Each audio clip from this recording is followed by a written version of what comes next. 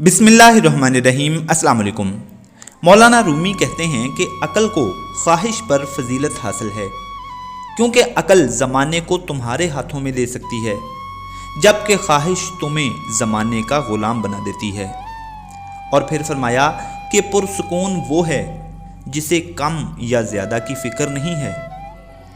इंसान की अहमियत बयान करते हुए आप फरमाते हैं कि तुम समुंदर में मौजूद कतरा नहीं हो, बल्कि वो कतरा हो जिसमें समंदर बंद है। और इंसान को कभी भी अपने आप को तन्हा महसूस नहीं करना चाहिए। आप फरमाते हैं कि अपने आप को तन्हा महसूस ना करें, आपके अंदर भी एक कायनात मौजूद है। और रूमी दर्द को दर्द नहीं कहते, वो कहते हैं कि जो दर्द तुम महसूस करते हो वो पैगामात हैं, इन्हें गौर से सुनो।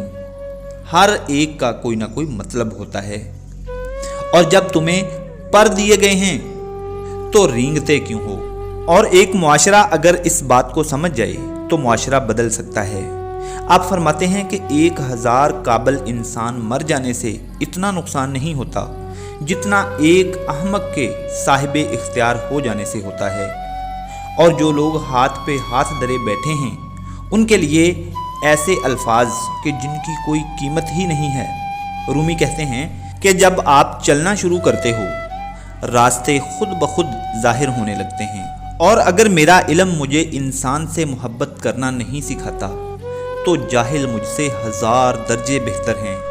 आखिर में रूमी कहते हैं कि जब दरवाजे इतने खुले हैं तो फिर तुम कैद में क्यों रहते हो। अल्लाह ताला हमें अमल की तौफीक अता फरमाए। Wish you all the very best. Allah हाफिज़।